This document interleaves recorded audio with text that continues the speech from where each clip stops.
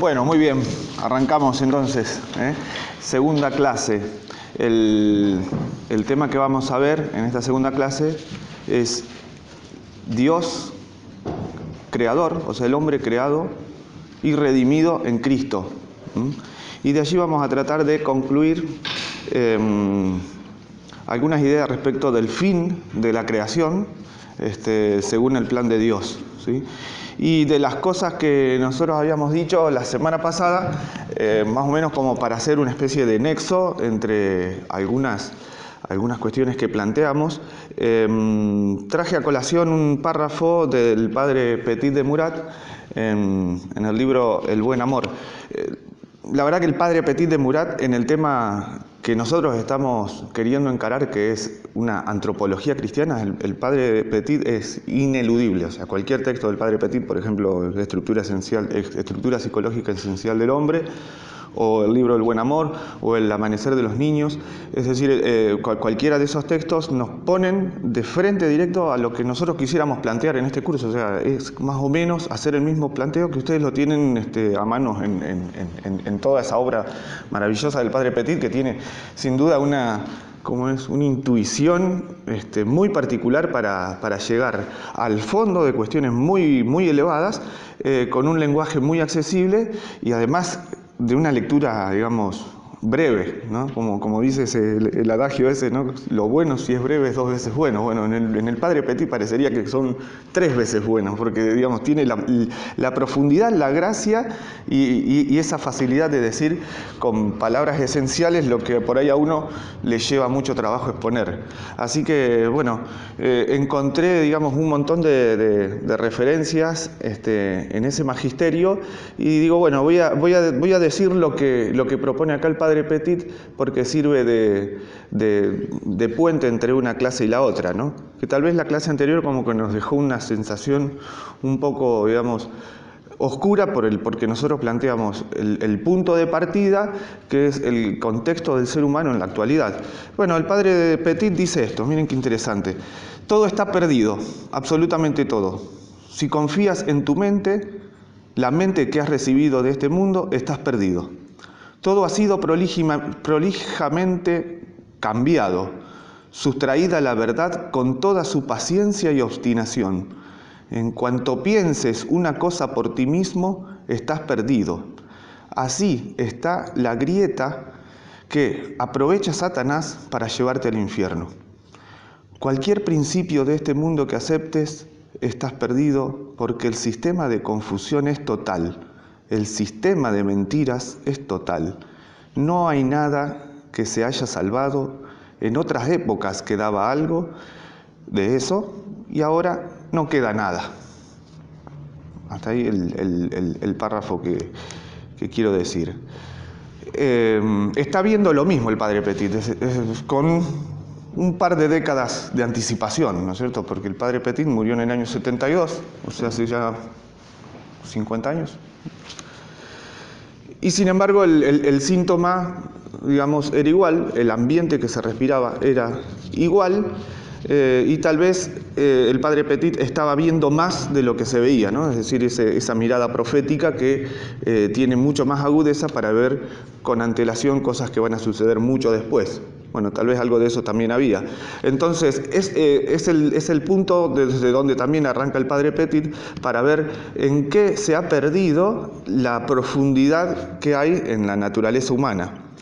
Y bueno, entonces, yo digo, para recuperar la mirada respecto del ser humano, hay que ir a la esencia del problema humano, que es ver el hombre creado y redimido en Cristo. Es decir, el único camino para restaurar esta humanidad decadente es hablando de lo esencial que hay en el hombre, que es el acto de ser creador, que puso todo en orden, ¿no? Entonces no vale la pena hacer una antropología filosófica queriendo como evadir un poco el problema de Dios, o sea, el problema de la creación, ¿no?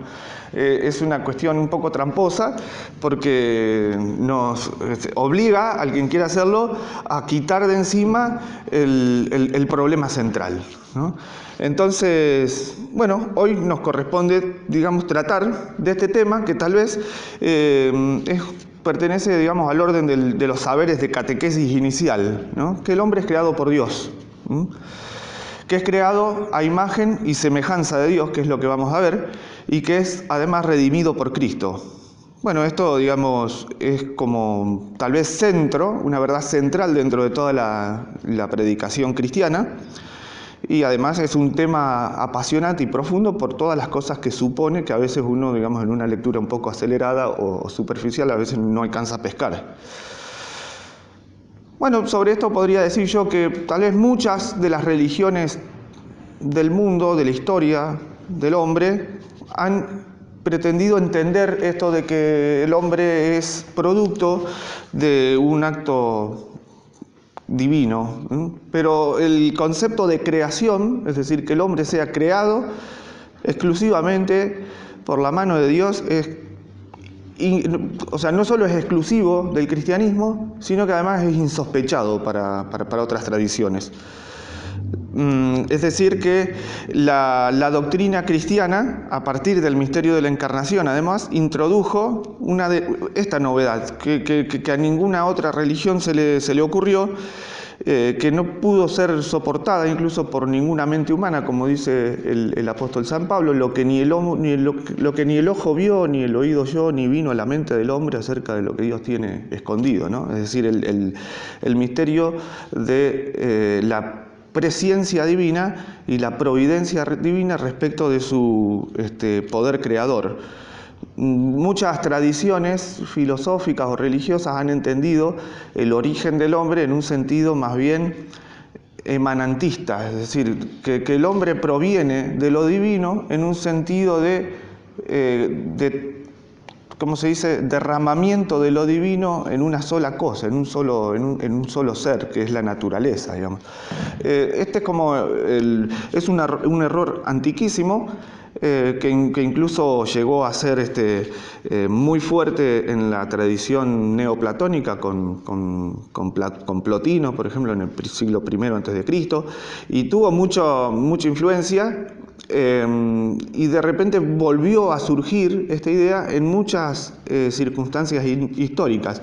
Es decir, la idea de que Dios hace las cosas como un desbordamiento de sí mismo y creando una única naturaleza, es decir, esto que los filósofos han llamado como el monismo, es decir, que no existe una naturaleza y una naturaleza divina, es decir, un orden natural y un orden sobrenatural, sino que todo es divino. Y que la creación entera surgió de la esencia divina que se derrama en las cosas, pero sin confusión alguna. Entonces el problema que se plantea aquí es que se entiende al ser humano como una especie de producto o accidente de la esencia divina, es decir, el hombre creado, el hombre temporal o el hombre histórico no es más que una especie de transcurrir del único Dios que se derrama en todas las cosas. Bueno, esto es un error antiquísimo, como digo, pero además surgió de vuelta en la modernidad con Leibniz, se volvió a afirmar de vuelta con Spinoza o con Hegel, más que nada. En Hegel hace, digamos, esta concepción, hace un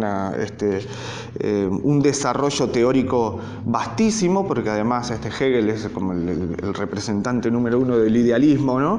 Donde la razón, digamos, intenta ya meter adentro de sí toda la realidad en una especie de caja donde no hay explicación fuera de la razón. Obviamente que en esa concepción lo divino es entendido en este sentido.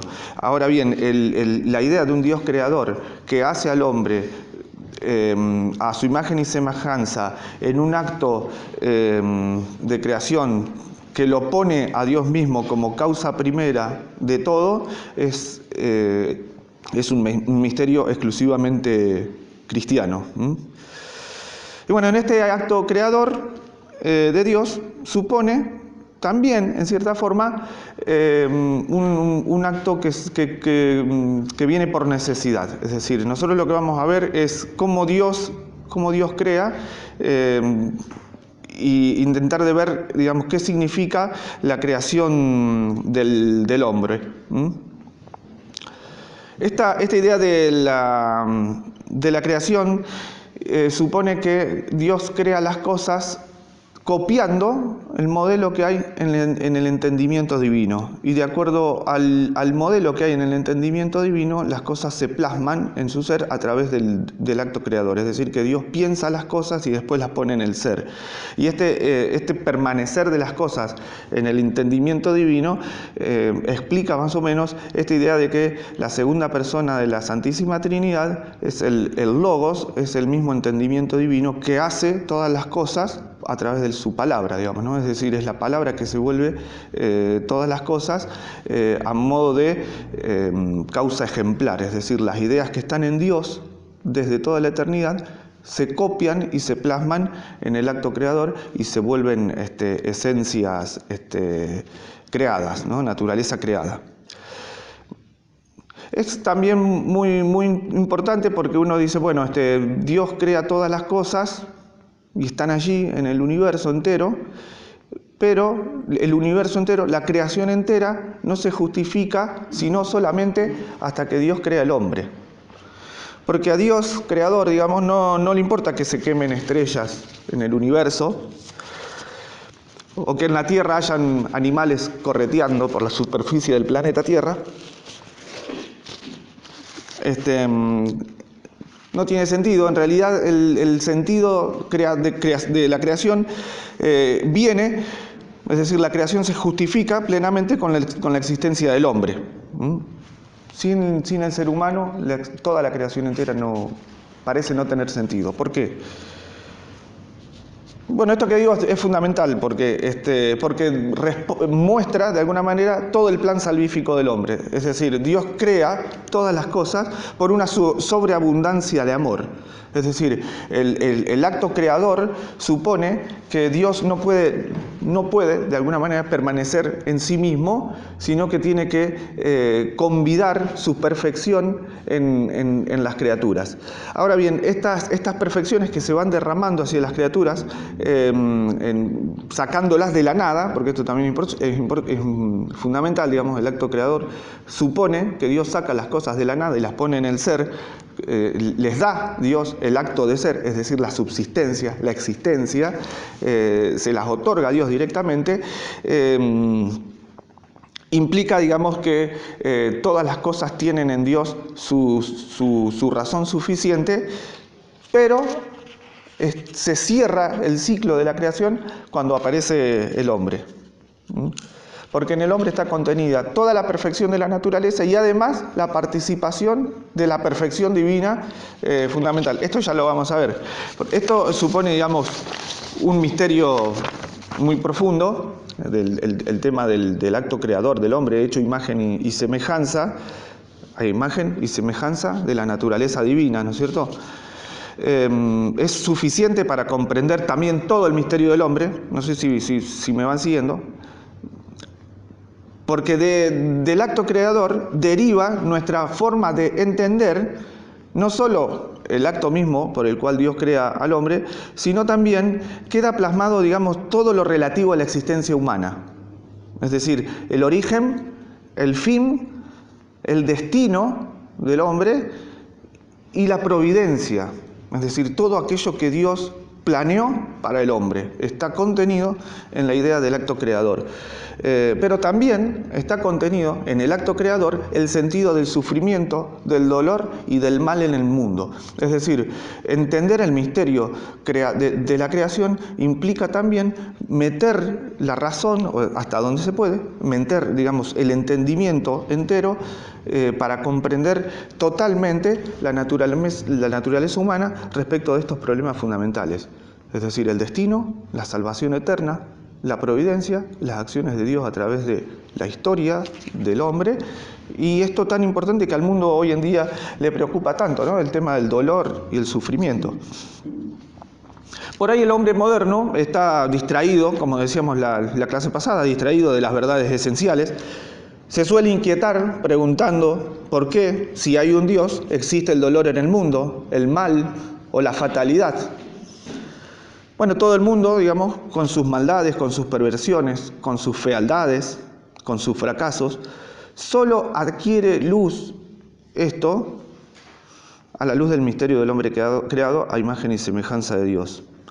Aunque los hombres reniegan de esta verdad fundamental, en el misterio de la creación está contenida toda la respuesta posible a la existencia del hombre. Es decir, que no vamos a poder responder jamás al problema de la inquietud fundamental que tiene el hombre si no es solo la luz de la creación. Por eso, enfrentarse con el drama humano supone, de principio, no esquivarle a la cuestión de la creación. Es decir, Dios como causa primera de todo lo creado. Si yo recorto esa parte, entonces todo lo demás se queda sin fundamento. Sí, Ari. Hay una cosa que por lo menos no me termina de cerrar, porque lo bueno, lo bello, no puede crear lo malo. O sea, eso quedó en manos del hombre. Sí. No es el acto creador. No. A eso voy justamente, digamos. O sea, yo planteo que son realidades que existen, ¿sí? Ahora, ¿cómo se entienden? Claro, se entienden desde el mismo plan de Dios. ¿Qué significa? Que Dios, cuando creó todas las cosas, quiso hacer algo más perfecto. ¿Y qué significa hacer algo más perfecto? Crear a alguien a imagen y semejanza de Él. ¿Y qué es crear algo a imagen y semejanza de Él? Algo que imitara sus perfecciones esenciales, que son la inteligencia y la voluntad, digamos. En Dios son inteligencias y voluntad infinitas, en estado de perfección pura. Bueno, Dios quiso crear una criatura a quien le pueda dar participar de esos dos atributos o de esas dos facultades o potencias. Vamos a poner esta imagen. Vamos a suponer a imaginar a Dios como un ingeniero súper inteligente que inventa una computadora, ¿no es cierto? Inventa una computadora y la programa para que la computadora todos los días y a cada rato le diga te amo. Y le sea fiel. Entonces el tipo la programa, la computadora todos los días le dice te amo, te sigo, te adoro, a cada rato. Entonces el tipo está contento porque su computadora le dice todo el tiempo que lo ama. Uno dice, ¿es perfecta esa creación? No. ¿Por qué? Porque en la infinita misericordia y amor de Dios, Dios tuvo que hacer algo arriesgado, que es crear una criatura con libertad para que le diga el te amo eligiéndolo. O sea, el verdadero acto de amor implica un acto de libertad. Y así creó los ángeles, a quien les dio un acto de libertad, pero como los ángeles son espíritus puros, el acto de libertad fue un acto infinito, es decir, se los dio por una única vez. Y lo que eligieron los ángeles por una sola vez quedó definido para siempre. Entonces los ángeles tuvieron la oportunidad de elegir a Dios o no, es decir, el decir, ¿serviré o no serviré? Entonces eligieron amar a Dios, pero en los ángeles fue una sola vez. Entonces los que eligieron no se perdieron, y los que eligieron sí quedaron eternamente unidos a Dios. En el ser humano no puede ser así porque nosotros somos finitos, es decir, no somos inteligencias puras, no somos espíritu puro, somos espíritus encarnados. Entonces nuestro acto de voluntad está limitado, condicionado por el transcurrir de nuestra existencia temporal. Es decir, mientras nosotros existimos bajo el yugo de la carne, estamos obligados a confesar a Dios esa fidelidad permanentemente en actos de fe, de adoración, de retribución, que sean, digamos, permanentes y que se renuevan día a día. Esto es importantísimo porque además nos ayuda a entender el misterio mismo de la religión. Es decir, fíjense ustedes que muchos hombres dicen yo creo en Dios, pero no voy a la iglesia porque a mí me parece que eso es una estupidez, porque no estoy de acuerdo con la iglesia, porque qué sé yo. Y digo, pero hay una incongruencia terrible, porque si vos crees en Dios, se supone que a Dios le tenés que rendir algo. Es decir, porque la cuestión elemental de la religión consiste en realizar un acto de justicia para con tu Creador.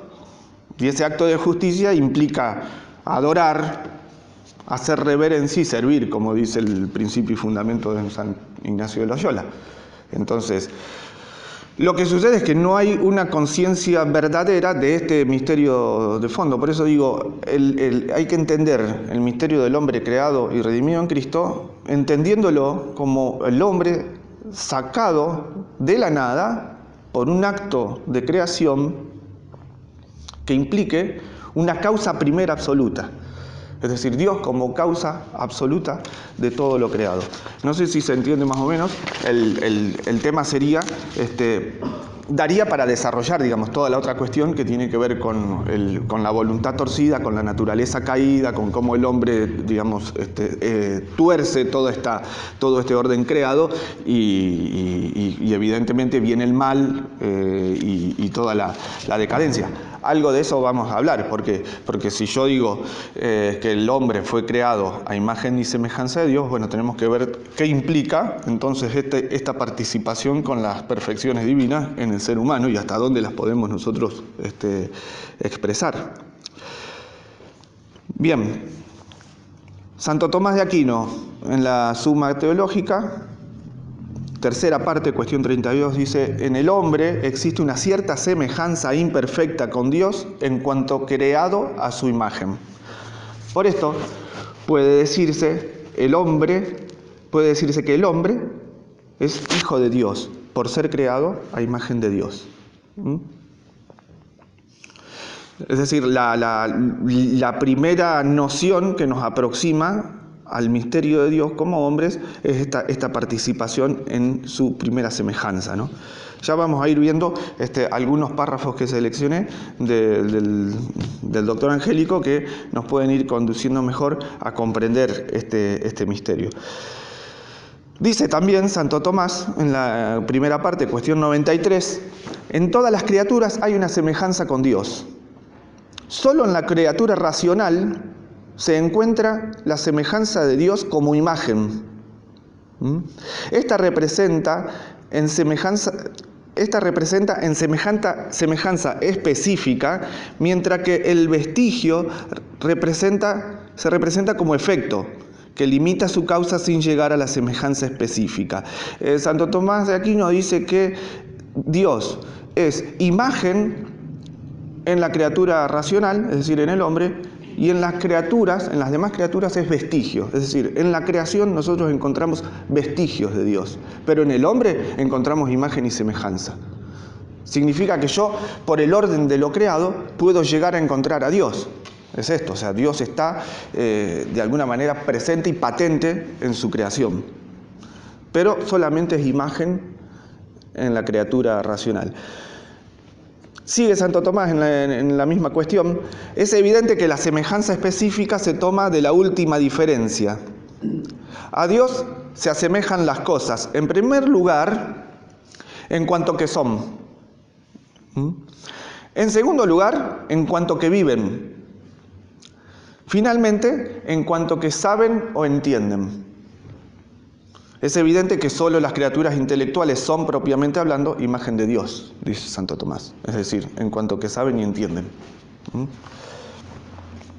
Bueno, aparte, además, el concepto de imagen añade al de semejanza la característica de origen o procedencia, como decíamos hoy. Así como el Hijo es imagen del Padre, el Verbo es imagen unívoca y perfecta, y el hombre es imagen análoga e imperfecta de Dios. Es decir, el Verbo, Cristo, es imagen plena y perfecta de Dios.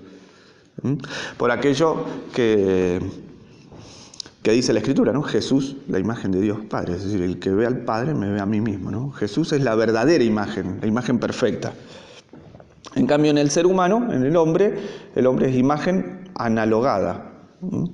Es decir, una participación analógica e imperfecta. En la Escritura se dice que Dios hizo al hombre a su imagen y no que es imagen suya, para indicar que Dios sobrepasa infinitamente su perfección, que Dios sobrepasa infinitamente en perfección la imagen suya que existe en el hombre. Es decir, la criatura es imagen suya.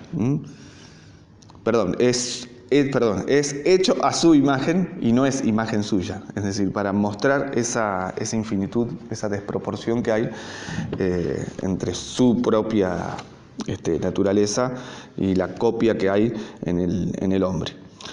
Así también dice Santo Tomás: el hombre es imagen por la semejanza, y por la imperfección de esta semejanza es a imagen, puesto que la semejanza perfecta de Dios solo puede darse en la identidad de naturaleza. Su imagen se da en el Hijo. Su imagen se da en el Hijo. En la criatura se da de manera imperfecta, es decir, a imagen. Como la imagen del Rey en su Hijo natural, mas en el hombre como en una naturaleza ajena. Es cual la imagen del rey en una moneda de plata. Una cosa es el hijo del rey y otra cosa es la imagen del rey en una moneda de plata. Fíjense la analogía justamente que usa Santo Tomás. Bueno, un poco para meternos. Esta cuestión, digamos, funda las bases de una antropología realista, en el sentido de que nos permite entender el hombre en profundidad. Sin esto no se entiende nada. No se explica ni siquiera el modo en que el hombre encamina su alma hacia Dios. No se entiende, sin esto no se entiende tampoco el modo en que Dios trata a la criatura cuando la llama y la acerca y le da dones, le infunde virtudes y además puede inhabitar en él. Es decir, justamente porque es imagen y semejanza, algo totalmente impensado para ninguna tradición. Es decir, o Dios es lo absolutamente otro, para las tradiciones paganas, Dios era o una naturaleza absolutamente incomunicable que estaba ya en su cielo empíreo perfecto, rodeado de sus ángeles, y en el hombre había solamente corrupción y nada más, o Dios era una emanación en donde todo estaba metido dentro de la única naturaleza. Pero este modo de entender el acto creador a imagen y semejanza nos permite ver realmente el misterio hasta donde Dios se mete, siempre respetando el acto de libertad humano. Es decir, para lograr la inhabitación trinitaria, el hombre tiene que darle un sí a Dios. Es decir, tiene que reconocerlo como creador. Si no, no se puede dar esa unión. ¿Algún aspecto más respecto de lo que decimos? También se dice que el hombre es como un microcosmos, es decir, que replica dentro de sí todas las perfecciones que hay en la creación. Esto ya estaba presente en el pensamiento griego, y en los griegos se explica la particular dignidad del hombre con la expresión microcosmos, o sea, una especie de mundo menor. Como sería, digamos, el hombre sería como una síntesis de todo el universo, de todo lo que se encuentra disgregado en el cosmos. El hombre es como la unidad de todo lo que en el cosmos está disgregado. En esta imagen del hombre como microcosmos, esta imagen la asumió Aristóteles, para quien el hombre aparece no solo estando en el mundo, sino siendo parte del mundo, de un modo completo. Esta cuestión es también muy importante porque nos ayuda a ver cómo el hombre se empieza a posicionar en el orden de la creación. Ya Aristóteles lo vio, es decir, Dios, el hombre está en el mundo de alguna manera resumiendo todas las perfecciones que hay en el mundo, es decir, como un compendio.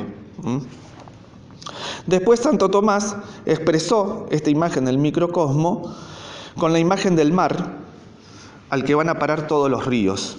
El hombre es como el mar en el que se desembocan todos los ríos de las demás criaturas. En un pasaje de la Teológica, cuestión 96, de la primera parte, dice: en el hombre, en cierto modo, se encuentran todas las cosas, in nomine quod modos sunt omnia, es decir, están todas las formas de las cosas que son. Así pues, El modo de su dominio sobre lo que hay en él es una imagen del dominio sobre las demás cosas. 4 cosas caben considerar en el hombre: la razón, que les es común con los ángeles; las potencias sensitivas, que les son comunes con los animales; las naturalezas, que les son comunes con las plantas; y el cuerpo, que le iguala a los seres inanimados. Pues bien, dice Santo Tomás, la razón, en que el hombre es lo que contribuye a hacerle dominador y no sujeto de dominio, sujeto a dominio. Por consiguiente, el hombre en el primer estado, es decir, antes de la caída, antes del pecado, no dominaba a los ángeles, y lo de a toda criatura ha de entenderse de la que no es imagen de Dios.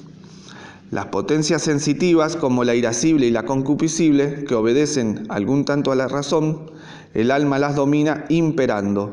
Así pues también, en el estado de conciencia, con su imperio dominaba a los animales. Las potencias naturales y el mismo cuerpo no están sometidos a su impulso, sino a su uso. Por ello, el hombre, en estado de inocencia, no tenía sobre las plantas y seres inanimados un dominio imperativo y constante, sino que libremente se servía de ellos. Suma Teológica, cuestión 93. Dice que las cosas les estaban sometidas a modo de imperio. Significa la necesidad de dominarlas. Es decir, después del pecado el hombre necesitó dominarlas, por así decir, por la fuerza, es decir, a fuerza de imperio, pero que originalmente no estaban así sometidas, sino que las cosas, el hombre libremente se servía de ellas. En cambio, cuando el hombre fue expulsado del paraíso, Dios le dijo: vas a tener que trabajar la tierra con el sudor de tu frente para que la tierra te rinda frutos, para que la tierra te retribuya. Es decir, que las cosas, después del pecado, tuvieron que serle sometidas por imperio. Por imperio significa un poco por la fuerza, digamos, y no, de alguna manera,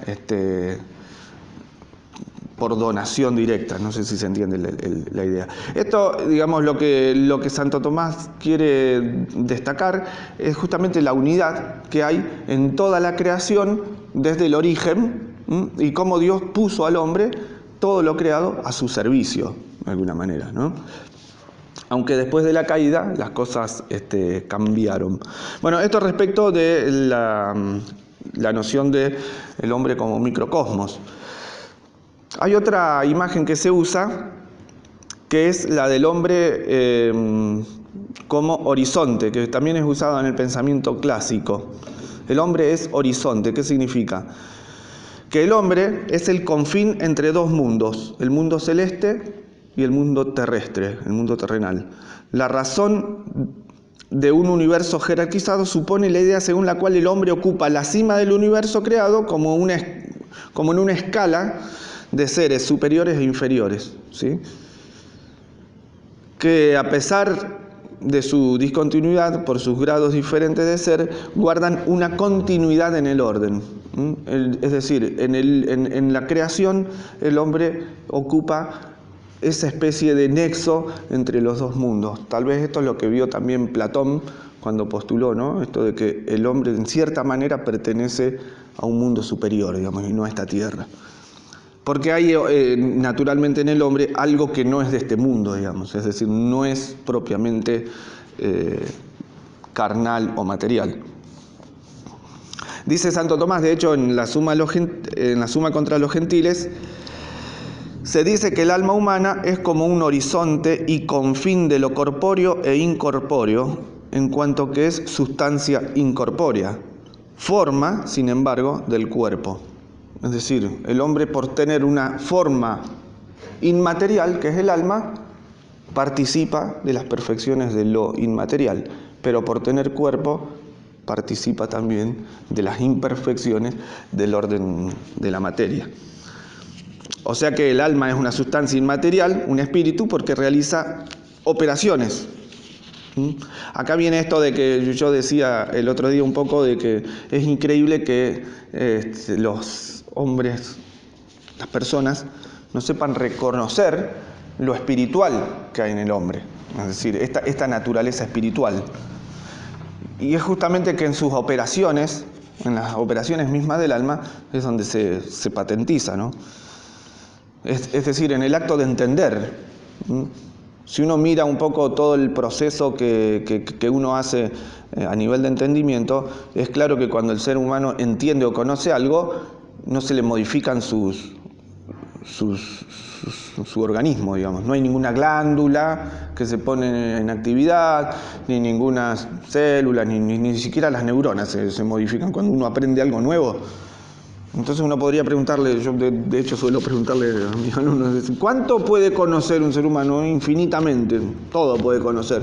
Si se lo propone, bueno, ¿y eso qué implica? ¿Que se le modifica algo en el cerebro? ¿Se le agranda? No. Entonces, evidentemente, cuando hay un acto de entender, un acto de conocimiento, hay algo en el ser humano, algo distinto, algo que se modifica, pero eso que se modifica no es en absoluto de materia orgánica, ¿no? Es algo de naturaleza espiritual. Es decir, el conocimiento como tal implica una operación que es inmaterial. Dice Santo Tomás, en la cuestión 75 de la primera parte, es imposible que entienda por medio de un órgano corpóreo, porque la naturaleza concreta de tal órgano impediría también el conocimiento de todos los cuerpos. Claro, quedaría sujeta a asimilar lo mismo, digamos, ¿no? Por consiguiente, el principio de intelección llamado mente o entendimiento tiene una operación propia en la cual no participa el cuerpo. Y más adelante dice, el hecho de que el cuerpo se fatigue por la intelección es algo accidental y se debe a que el entendimiento necesita la operación de las fuerzas sensitivas, que son las que se preparan en las imágenes. Es decir, aun cuando uno lo que conoce, el conocer implica un acto absolutamente espiritual, sí hay un apoyo, digamos, un sustrato material, digamos, que obviamente uno cuando aprende, cuando estudia, se fatiga, digamos, pero lo que se fatiga no impide necesariamente que se atrofien las facultades o que no se pueda, digamos. La fatiga es una cuestión accidental, como dice Santo Tomás. Entonces, en esta idea se empieza, digamos, a ver un poco la posición del hombre en el universo entero. Y esto que yo decía al principio, de que toda la creación no se justifica sino hasta que viene el ser humano, hasta que Dios crea al hombre. Y si no, queda todo inconcluso. No sé si se entiende hasta ahí lo que venimos desarrollando. Estas cuestiones también tienen que ver con entender el modo en que Dios nos trata también. Es decir, la facultad de entendimiento está también ordenada al último fin del hombre. Es decir, tampoco Dios nos creó para que nosotros conozcamos cosas, sino para que los conozcamos a Él. O sea, en el acto creador, por eso yo digo, en el acto creador está contenido toda la justificación suficiente del hombre, desde su origen, su vida y su destino. Significa que Dios no te dio entendimiento para que te vuelvas doctor, sabio, o para que inventes un puente y seas recordado por la posteridad. Dios te dio entendimiento para que lo reconozcas a Él. Y listo. O sea, la causa final del entender de esta cuestión espiritual en el hombre tiene que ver con volver al Creador, o sea, entender la creación para volver a Él. Bueno, un poco, como a ver, más o menos resumidamente para no alargarnos mucho, algunas cosas que yo he tomado del padre García Vieira en los 6 días de la creación, algunas cosas que él dice respecto del sexto día, que son muy, muy interesantes. Un poco, por supuesto, todo lo que venimos diciendo, pero con alguna cuestión que nos va a dar pie a la conclusión. Dice el padre García Vieira que en el hombre se dice a la imagen de Dios creado, no imagen perfecta, sino imperfecta, ¿no? En cambio, el Hijo es la imagen de Dios perfecta. Todas las criaturas tienen a Dios como causa ejemplar y en cierto modo reproducen las perfecciones divinas. Un poco lo que veníamos diciendo. Pero no toda similitud tiene la razón de imagen. Para la razón de imagen, como dice Santo Tomás, requiere similitud de segunda especie. Como la imagen del rey está en su hijo, según accidente propio de la naturaleza específico, como la figura. Así, la imagen de César está en la moneda. La razón de imagen o la imagen vienen por razón de naturaleza intelectual. Solo las criaturas intelectuales, esto es la conclusión, solo las criaturas intelectuales, propiamente hablando, están hechas a imagen de Dios. Pero claro, ¿qué pasó? Que la desobediencia del hombre borró esa imagen. Sin embargo, por un acto de la gracia, esa imagen se puede restituir. Pero lo interesante es esto, ¿no? Que el pecado borra la imagen y semejanza que Dios me dio en el acto creador. Es decir, el pecado desfigura la imagen natural inscrita en la naturaleza. El misterio de la cruz vino a restaurar lo destruido por el pecado. Y el hombre real recupera la capacidad de volver a Dios y recobra, en una escala apreciable, el dominio sobre las cosas. Es decir, cuando el hombre se aleja de Dios por el pecado, pierde dominio sobre las cosas. Esto que decíamos, al mencionar al hombre como microcosmos y como horizonte, el pecado nos borra de alguna manera esa posibilidad y entorpece la facultad que Dios nos otorgó de imperar sobre las cosas. Y esta restauración, digamos, se da obviamente por Jesucristo, que es la imagen plena y perfecta de Dios, ¿no? Según lo que dice el apóstol a los Efesios, ¿no? Bendito sea Dios, Padre de nuestro Señor Jesucristo, que nos ha bendecido en Cristo con toda clase de bienes espirituales y celestiales, por cuantos de Él nos eligió antes de la constitución del mundo como para que fuésemos santos y irreprochables ante Él. Es decir, la imagen que el pecado nos borra, la recuperamos en Cristo, que es verdadera imagen de Dios Padre. Es decir, solamente por Cristo el hombre puede recuperar esa imagen perdida, esa semejanza con Dios, pero solamente por Cristo. Esto también es muy importante, porque si no, yo pienso que a Dios accedo por vía directa, o sea, no necesito nada, no necesito vida sacramental, no necesito gracias actuales y suficientes, no necesito en general vida sacramental. Bueno, solamente por Cristo el hombre recupera su ser, imagen y semejanza de Dios. Bueno, sin embargo, el hombre creado es de tierra, o sea, es polvo. Y es a ese polvo, según el relato del Génesis, donde Dios sopla el espíritu, ¿no? Un poder, digamos, infinito, tiene la potestad de darle vida a un cuerpo inanimado, es decir, infundir un espíritu. Quiere decir que en la formación del ser humano, el alma espiritual es unida por Dios a una materia ya preexistente, un barro. Es muy importante esto también de una materia preexistente, porque implica que Dios, cuando nos creó con una materia. Parece una cosa obvia, pero significa que Dios quiso que el hombre tuviese un cuerpo, una materia, un sustrato, digamos, un soporte orgánico, ¿no? Y está expresado en el Génesis con esta idea del barro. La palabra polvo hace referencia al cuerpo o materia corpórea unida al alma como a su forma sustancial. También aquí se destaca, se recupera la noción del hombre como microcosmos, digamos, ¿no? Este pertenecer al cosmos, tener sus pies sobre la tierra, porque en realidad viene constituido por esa materia. Entonces, bueno, nosotros creemos que la materia preexistente, que ha sido el polvo, el barro, lo más informe posible y por lo mismo lo más apto posible para recibir la forma sustancial. Como dice Santo Tomás, es necesario que el primer principio material esté máximamente en potencia, es decir, que Dios toma una materia absolutamente informe, o sea, lo más informe posible, lo más indefinida posible. Es decir, Dios no nos dio cuerpo tomado de, no sé, de una montaña, de un paisaje, de algo sublime.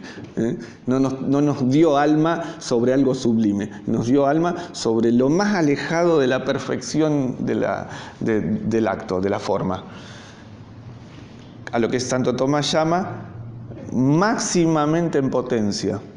Nosotros atravesamos nuestra vida cristiana de ser lo máximamente en potencia a llegar por las virtudes a ser el máximo, a tener el máximo de potencia en las virtudes, digamos. Santo Tomás llama las virtudes ultimum potencia, el máximo de potencia, digamos, es decir, cuando uno es capaz de dar todo lo que tiene predispuesto, digamos, todo por naturaleza, cuando el hombre actualiza todo lo que puede llegar a actualizar.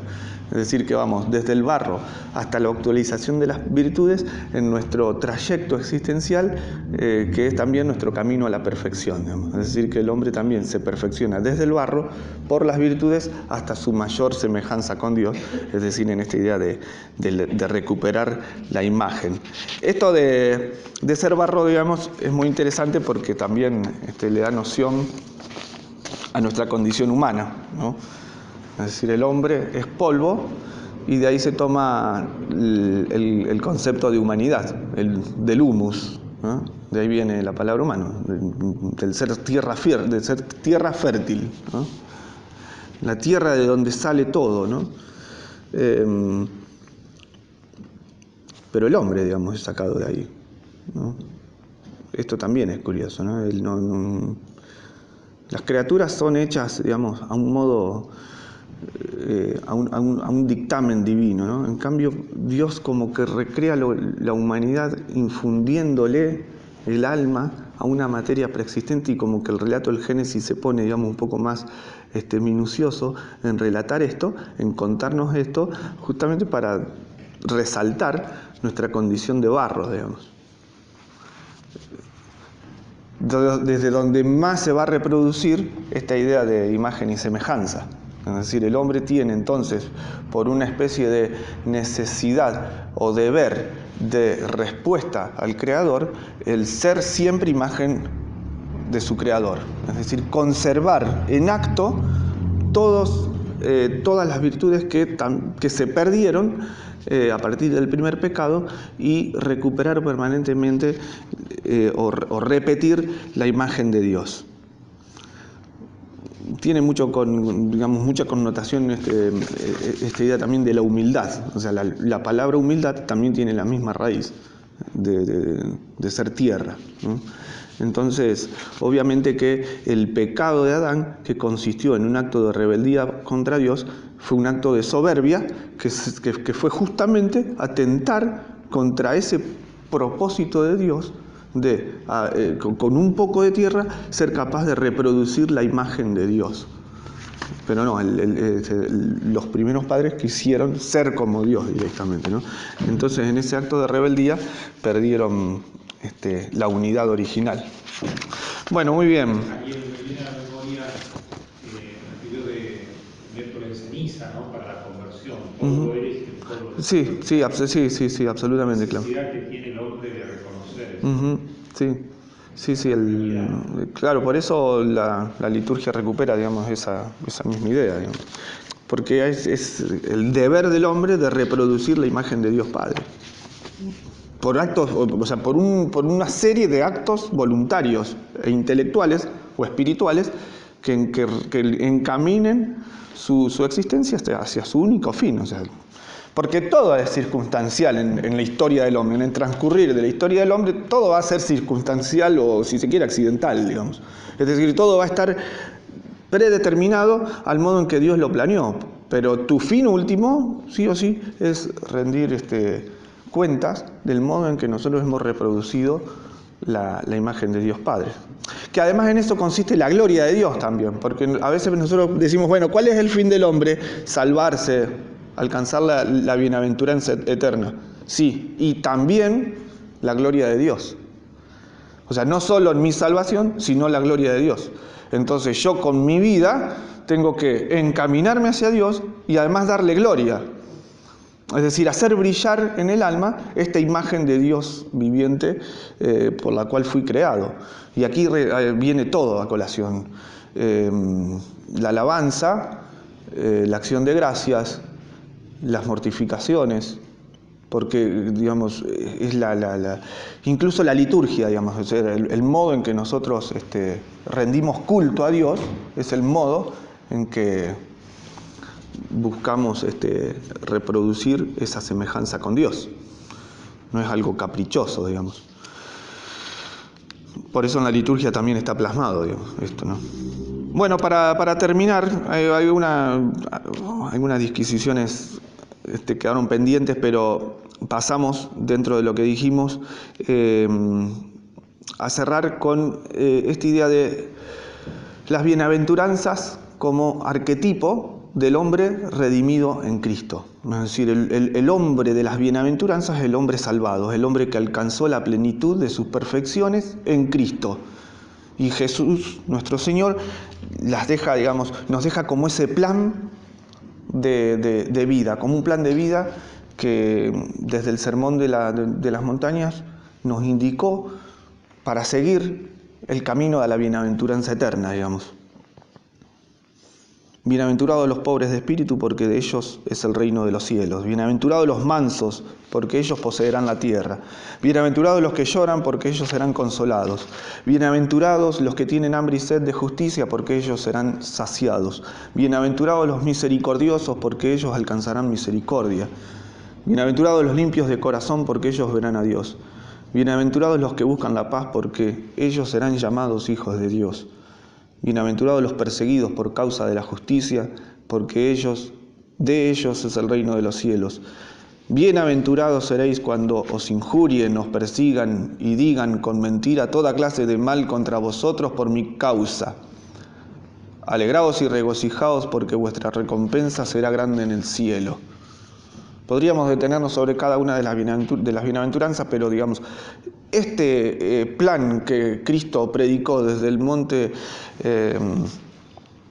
desde el sermón del monte, nos llega a nosotros como el único arquetipo. En las bienaventuranzas están presentes los tres arquetipos humanos, digamos: el santo, el sabio y el héroe. El santo, el sabio y el héroe tienen que replicar sí o sí algunas de las bienaventuranzas que nuestro Señor menciona acá. Bienaventurados los mansos, porque ellos poseerán la tierra. Una vez hace poco me decían que, digamos, esta cuestión de que uno a veces no quiere que cuando educa a sus hijos, que sus hijos renieguen con las cosas malas del mundo. Es decir, uno en su plan educativo busca que sus hijos crezcan en las virtudes, conozcan el bien, la verdad y la belleza, y por supuesto tengan el mínimo contacto posible con el mal. O sea, hasta donde nosotros podemos evitárselo, hay que evitárselo. De hecho, me parece a mí que un proyecto educativo tiene que consistir en eso, en conducir un alma hacia la bienaventuranza, ¿no? Hacia estas bienaventuranzas. Entonces, alguien me planteaba así, pero vos no podés impedirle que conozcan el mundo,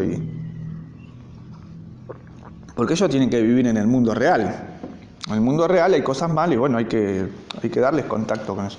Bueno, acá en esta bienaventuranza que dice Cristo, bienaventurados los mansos, porque poseerán la tierra, hace referencia a eso.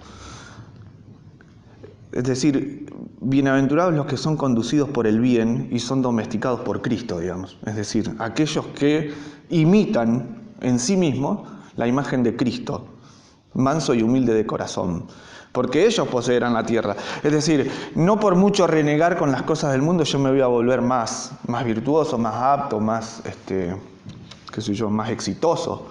Obviamente que si mi ideal humano es el éxito, y sí, tengo que salir a la calle, al mundo y a renegar con las cosas del mundo y ganar al mundo, trepar, conquistar lo que sea, serruchar pisos, engañar, no sé, o sea, obviamente, digamos, si mi ideal es el éxito temporal, y sí, a la calle. Pero si mi ideal es Cristo, el modelo es Cristo. No hay esa necesidad absurda de tener que renegar con los males del mundo. Primero hay que volverse virtuoso, es decir, primero hay que ganar la fortaleza. Esto que les mencioné antes, como define Santo Tomás a la virtud, como el máximo de potencia, bueno, hay que tener ese máximo de potencia para que cuando venga el mal uno resista, ¿no es cierto? Porque es el ideal de la virtud, es decir, la virtud incluso que no consiste solamente en defenderse tímidamente, sino en atacar, o sea, atacar contra el mal que hay en el mundo, contra el mal que se nos viene encima. O sea, ¿con qué idea voy a ir yo a coquetear con el mundo, a, digamos, conocer todas las cosas que el mundo da para después discernir, a ver para qué lado agarro? Sí, si podés discernir, porque el mundo, como dijo el padre Petit al principio, cualquier cosa que vos pienses del mundo, ya estás perdido. O sea, si el mundo te formateó de alguna manera un criterio, una idea mental, ya está. ¿Se entiende? Entonces, acá el ideal siempre tiene que ser la bienaventuranza. La figura del monte está bien porque la virtud es el diente arriba, el vicio es el diente abajo. Muy bien, claro, sí. Buena imagen, es decir, para ir a escuchar este arcano misterio, hay que subir, hay que trepar el monte, sí, realmente. Así que bueno, esto hasta acá llegamos. Me parece que hay mucho todavía para profundizar y demás. Yo espero que no haber sido claro.